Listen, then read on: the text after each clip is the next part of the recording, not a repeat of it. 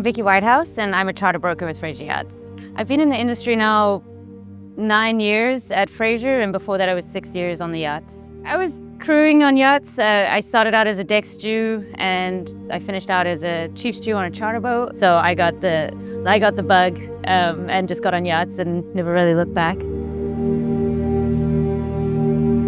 I think experiencing life on board has been very valuable to know the captain's perspective and the crew's perspective with regards to chartering, the expectations that they have with what the guests are going to be doing, and we can actually speak the same language and understand each other really well. When I start building an itinerary for a client, if they don't have an idea of where they want to go, I try and find out what their group makeup is, what they're looking to do out of the charter. So if it's a family charter, do they want to experience water and activities, more water-based around the yacht itself, or do they want to use it more as a hotel, a resort, and then go ashore and experience all the restaurants? Are they looking for adventure? Are they looking for diving? So every destination offers something different. And a lot of people do have bucket lists that they want to go to, and a lot of people return to the same places every year, and a lot want to go somewhere different. So I have a family that we've chartered. They went to Australia, they just did Costa Rica and Panama. They always, every year, want to do somewhere different. And I have groups that are all couples, and they all want to go with friends, but then they're not all going to want to just sit on the boat and spend time with each other all day, every day for a week. So that kind of itinerary, I would suggest doing either St. Bart's if you're on the Caribbean, or you go to Saint-Tropez and that's south of France, so you can experience all the restaurants. Same thing with Capri and Amalfi Coast, that has a good balance of shore experiences as well as the yachting experience. The one that we really can't control is the weather. So Greece, we always try and give our clients good expectations about Greece. In July and August, there can be some really strong winds, and it can change your itinerary from going one way to the complete opposite side of Greece.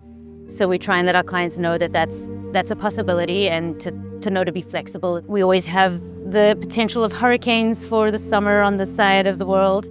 So I would say weather is probably one of the biggest challenges. It's something that we can't predict, but we do have ways to work around it and other options, but clients have to be flexible and understand that. The Bahamas is a very safe bet because the waters are calm. They can use all the water toys. They can really experience the boat and really experience the water toys and the yachting lifestyle without any restrictions. If they wanted to go to Europe for the first time, I would say south of France. Again, the waters are kind of more calmer there than they would be on Amalfi. Less traveling, it's very close together. You get to experience Monaco, that high end, and then you can do the beach club aspect down in Saint-Tropez. So those would probably be my two go-tos when people are first-time charterers.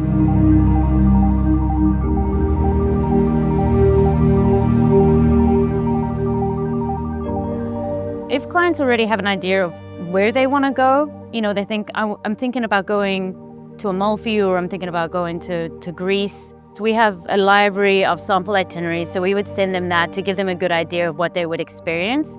And from there, we can work with the captain to tailor it to the places they actually want to go to. I'd say my perfect itinerary is to have a balance. I feel like I'm go, go, go in my life as work, with work goes. So when I do go on charter or on a fam trip or something like that, I'd really like the balance of going out and experiencing the location and then still having time to relax and take it easy and actually enjoy just a quiet moment and the water and the scenery. So every location is beautiful and offers something spectacular. You cannot go wrong on where you go. So as long as the charter has a good balance, for me, that's important. I would say a charter that is longer and they take the time to enjoy it and they're not rushed and they can see all the places that they want to see is going to be much more enjoyable for everybody, for myself and the captain to plan it, for the client to enjoy it.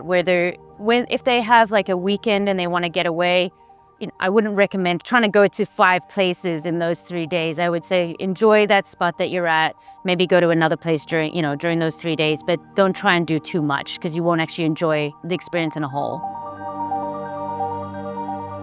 When someone comes to me for chartering for the first time, it's good to show them that it's a once-in-a-lifetime kind of thing. And a lot of the time, I suggest that they start off small and then go bigger rather than go bigger and get disappointed or have higher expectations.